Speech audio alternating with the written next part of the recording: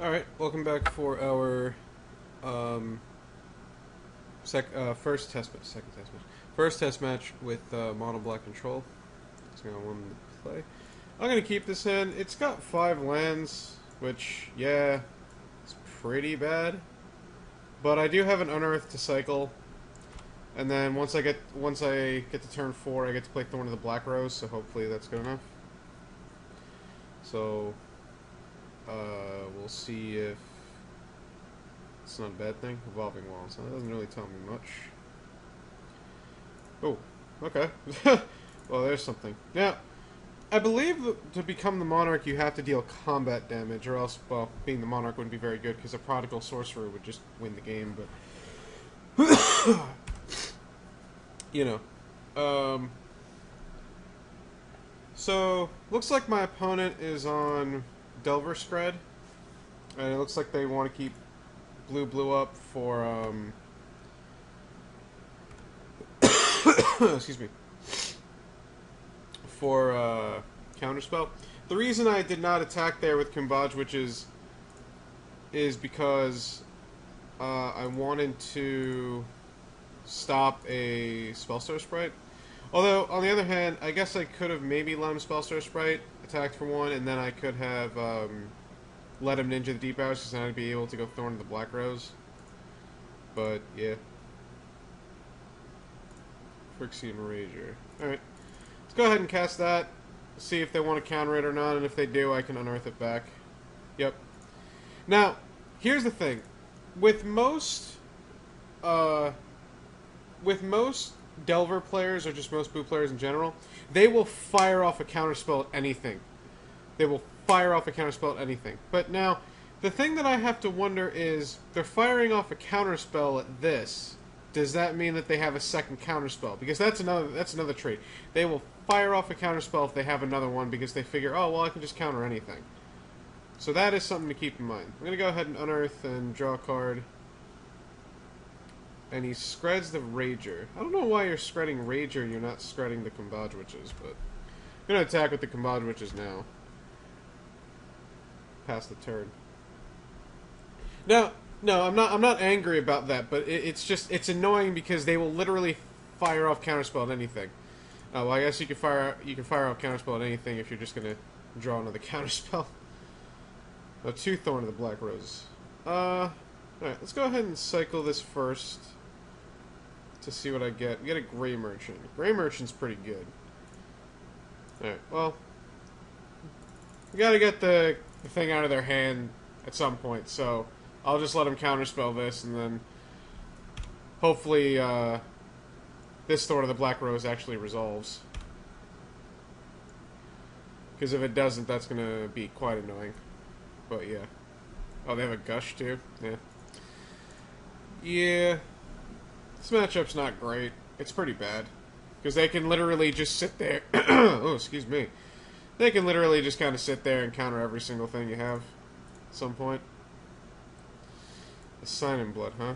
Alright, well, let's go ahead and Sign in Blood, see what they want to do about it. Probably going to do nothing about it, to be honest. I mean, if they want to use their third counterspell, oh, well. Okay, I guess, I'm just going to draw lands. It's kind of annoying. Alright, yeah, just pass the turn. Probably want 3 Thorn of the Black Roses in this deck. I only bought 2 because they're quite expensive, but you probably want a third one, to be honest.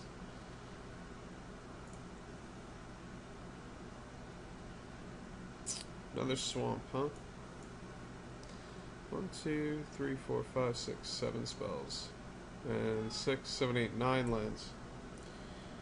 Well, 2 of these were spells. I'd probably be in better shape, but oh well. Let's go ahead and play Gray Merchant. See what kind of counterspell they have. Yep, they drew a third counterspell. I guess I'll just play Bajuka Bog because it comes in play tap, so. Okay, now, here's the thing.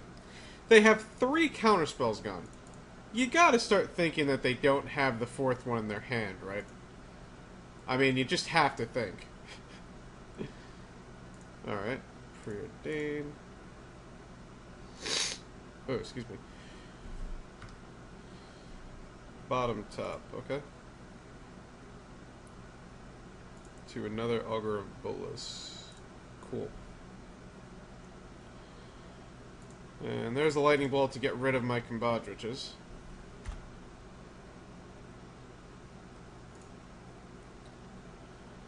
A dead weight. Alright, well, let's go ahead and play one of the Black Rose and see it get counterspelled. Oh, it didn't get counterspelled. Well, hot diggity dang. And we're gonna go ahead and deadweight one of these Augur of Boluses. What? What? Why is this broken?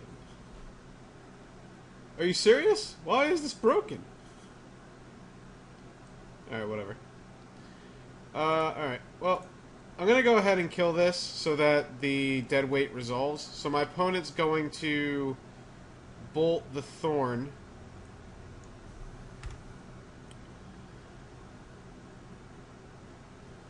And they shot my Thorn of the Black Rose for one? The hell? And another Swamp. Alright, well, nothing I can do about that. So they're going to bolt this, and then they're going to steal it back, and then I'm going to lose the game. This is mostly due to the fact that I have drawn nothing but lands. That's pretty much what this is because of. I probably should... No, because even if I play the deadweight... Yeah, and there's the ninja. Alright, we're pretty much dead at this point. We're too behind on cards. We're just too behind on cards. There's really nothing we can do at that point. We're too behind on cards. Okay, so Disfigure's good. Duress is very good. I'm not a big fan of Oubliette in this matchup. I think it's kind of slow. I'm not a big fan of Evankar's Justice because I also think it's kind of slow. Okiba Gang Shinomi's not terrible, but the problem is your creatures are not going to get in because of Augur of Bolas, so it doesn't really do all that much. The Tendrils is probably okay, but again, it's too slow. And Nausea... Well, Nausea doesn't kill a lot of their creatures. They don't rely a lot on 1/1s. So there's that. Grim Harvest is okay, but I think Unearth is enough. Chainer's Edict is usually bad. It's usually just terrible in this matchup. And then I think that probably, like... I kind of want to take out a Chittering Rats just because that plan's not great. You kind of want to try to overwhelm them with card advantage. Like, this sets them back on a card and then just gets blocked by Augur of Bolas all day. So I think I'm just going to take one of those out and I'm going to rock with this. Oubliette's slow, but it's still a removal spell. Same with Tendrils. It's possible I should take out an Oubliette for Tendrils. But I think Oubliette being 3 mana is better than spending 4 mana, even if it's an instant. Alright. I'm going to keep this hand. We'll see how that works. Okay, well, my opponent brought in Relic of Progenitus. I imagine they didn't have much to leave in? Or much to take out or something? I don't know. Oh, I guess it stops Garmagangler at some point. That's true. I guess. I don't know. I'm going to go ahead and F8. Opponent kept quite a slow hand, so... When I play this Rager, it's going to get bolted. But such is life. In fact, 1, 2, 3, 4, 5, 6. I think I'm just going to say go. And then I'm going to play Phyrexian Rager next turn. Hopefully, like, they play a creature so I can Victim of Night it. That way this doesn't really get me, and I can go ahead and play Rager. When they bolt it, I can unearth it. And it looks like that's not going to happen. They're just playing it slow. Tendrils. Okay. I don't really want to discard any cards. There aren't really any cards I want to discard as far as Sign in Blood goes. I think I just say go here. I think I just not worry about it. And I just pass the turn. If they play like a Spellstar Sprite, I think... In that regard, I think I Tendrils the Spellstar Sprite since Victim of Night kills anything. Alright. You want to let them get the spell so that they don't have extra information to work with. In case you kill it. Oh, wow. Missed. That's cute. Alright, so you're going to use Tendrils here. And it looks like my opponent's kind of upset, or they didn't expect me to do anything at the end of turn, because they didn't Relic me. So I can Sign in Blood and try to hit a land, but then I miss out on Phyrexian Ranger, but I still have Victim of Night, but then I have to discard 2 cards. I think I'm good with Sign and Blooding here. Hopefully hitting a land. Okay. Am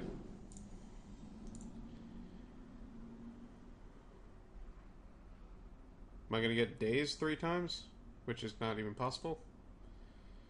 I missed on a land, but I get to play Combage Witches, which, alright, they're gonna bolt, but, or Scred, whichever one, but doesn't really make a difference. Yep, there's the bolt from turn 1.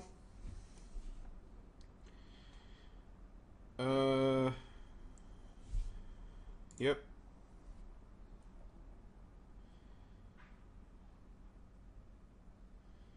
I'm not really sure what that relic is supposed to do, besides just be an annoyance, but whatever. Is what it is. Alright, well, missing on land sucks. Let's go ahead and play Rager. Get it counterspelled. I'd assume they counterspell it. Oh, no, they're not going to counterspell it. I could have also...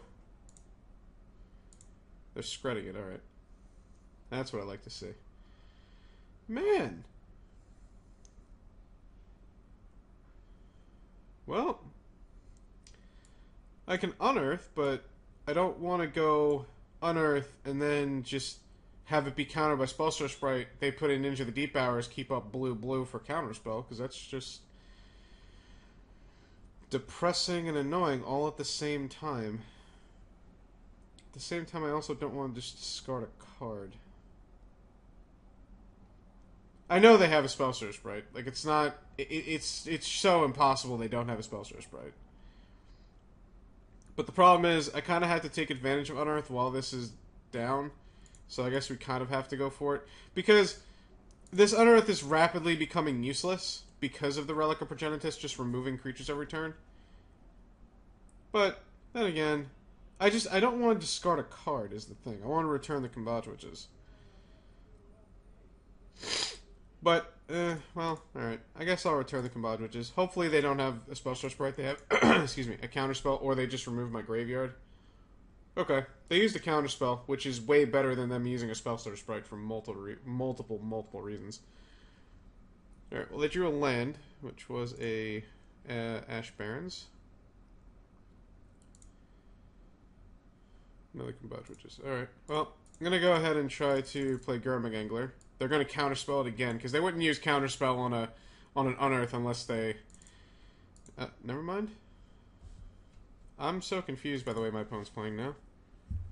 I don't know why you'd counterspell there instead of just using the relic.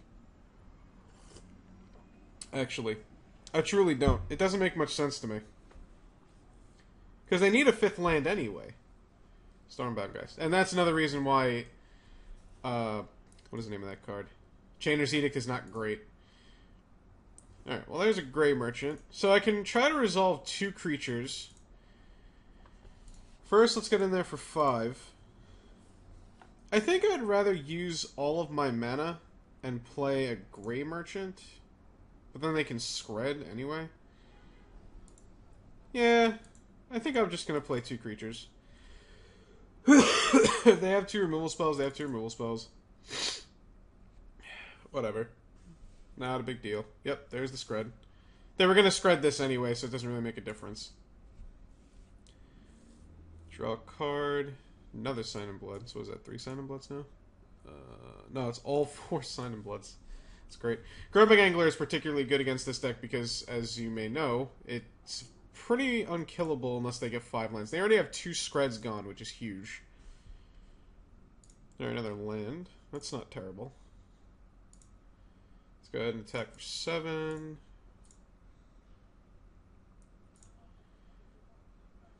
I have enough combat. Oh, excuse me. Let's go ahead and Sign in Blood. I'll keep up both Victim Knights or my Tendrils. A Baron more. Okay. I'm gonna go ahead and say go. I'd much rather have both of those cards off the top of my library than drawing them both next turn. But, yep. Sure. Let's see what they reveal. If they reveal. They did not. Cool. I guess they're drawing a land then. Oh, no. They drew a Fairy Miscreant. Alright. Let's see how they attack. If they don't attack with a Delver. Okay, that's interesting. I'm going to use Tendrils on the Fairy Miscreant. That way, if they have a Spellstar Sprite, it cannot be used. Might as well just play it safe. Also, it gains me 6 life. Not that the 6 life actually matters incredibly at this moment in time, but cool. Alright, let's go ahead and attack for 7 and put them to 1. Assuming that they would like to go to 1. If they go to 1, I have 2 ways to win, so... Let's go ahead and play Grey Merchant. They might have a counterspell. They do. Let's see if they play Daze, because most blue-red Delver decks don't play Daze, but I guess some could.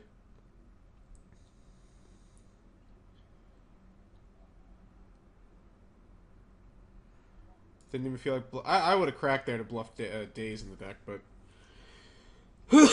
Excuse me. That's just my opinion. So, what happened there? Well, got really lucky that my opponent didn't draw the right cards and was actually kind of mana screwed. Game 1, I got really mana flooded, and my opponent drew it all. So far, kind of just a bit of luck between the two, but I think in a nutshell or in a vacuum, I think that the blue-red Delver deck is slightly ahead in this matchup. When it comes to the black-red version, the red cards like Pyroblast, Electrickery, Firebolt, Lightning Bolt, Flame Slash, all those cards, they actually help a lot. And they're very good at protecting Thorn of the Black Rose. So that is a big thing. Like those decks don't worry about playing Oubliette and Tendrils of Corruption. And they also have Thermo Alchemist, instead of trying to go over the top with like cards like Grey Merchant and whatnot. But, you know. So in that game, as you saw, Nausea wasn't that great. Chainer's Edict would have been trash. Oubliette seems like it'd be better. If they're bringing in Relic of Progenitus, there's a good chance that Unearth is just not as good as removal spells. So we'll just bring in the 2 removal spells. Again, I don't think Okiba Gang Shinobi is as good here as you may think. This hand's pretty good. We're going to go turn 1 Baron more, because we're going to need the 3rd land. It sucks when we have to do that, because I don't play Karuz to return it, but it is what it is. Oh, they have a turn 1 Fairy Miscreant. That sucks. Oh, that sucks. When they start off with a 1-drop, it's bad. It's pretty bad for you. And they have a Ninja turn 2 also. Nikes. That sucks. Now you might be thinking, Arctic, how the hell did you know they had Ninja? Well, when the blue-red deck goes Island Mountain and not Island, you know it's a Ninja. There's no way that they would keep a hand like that unless they had Ninja turn 2. Keep that in mind, kids. Keep that in mind. Alright, let's go Combage Witches. It's going to get probably bolted. I don't think it's going to get Scred. I'm feeling a Lightning Bolt. I'm feeling a Lightning Bolt. Oh, it's going to get Augured? Okay. Augur into Scred? Yes. Yes. There we go. Alright, well, we're going to keep them off drawing another land with the Chittering Rats. So, nope, can't play that yet. So that's good. And then next turn we get to Sign in Blood. They also are going to be off double blue, so they can't counter anything. That's also good. Now, this is one of the bad spots for Augur, is where you need lands, but then you can't draw them. Oh, shit. No. Turn off auto yields. Turn off auto yields. Oh, no, I can't. I can't because of Scred. Damn it. So I can trade Scred for the Combage Witches and the Fairy Miscreant, which I think is fine, because then I get to resolve Pestilence if I want to. Is that worth it? Yeah, I think it is. Well, is it? Yeah, I think it is. Go ahead and see what my opponent does. They'll probably poke this. They did not poke that? They did poke it. Okay. Yeah, because the Scred's going to happen no matter what, at least this way. If they have another Ninja in hand, they don't get to Ninja for free off the Fairy Miscreant. Another Chittering Rats. Alright, let's go ahead and Chittering Rats again. And then next turn we'll see what happens. It's like the one spot where Chittering Rats is actually like somewhat good. Not going to attack because there's no point. I just get blocked. So I'm not drawing a land again. Another Fairy Miscreant. Oh, that's annoying. Alright, well, let's go ahead and play Pestilence here. That's pretty good. And poke for 1. So that the Fairy Miscreant's not in play.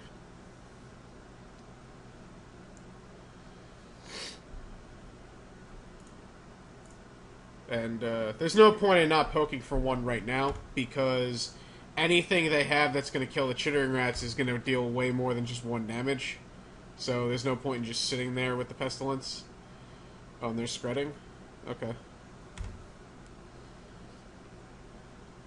Preordain. Cool. It's probably off the top. Off the tizzy. I'm very sorry for what I just said. I know how stupid it makes me sound. Alright, there's a snow-covered island. Cool. Another swamp. Well, they already used 2 Screds. Let's go ahead and try to resolve this Gurmag Angler, leaving up a mana for Pestilence. The reason for that is, well, simply, Spellstorm Sprite. Not going to Pestilence here. I'd rather Pestilence at the end of their turn. Another Augur. Okay. See if they get anything. Hopefully they don't. Nope, they got another Scred. Jeez. How many Screds can you get, sir? Alright, well, I'm going to be able to actually eliminate the whole board, and they don't have a mountain to deal with anything. You're in beginning of combat. There you go. Guess they changed their mind. They're going to actually do something. They might preordain again. Maybe Ponder? A Delver. So just throwing away a Delver to the Pestilence. That's weird. Oubliette.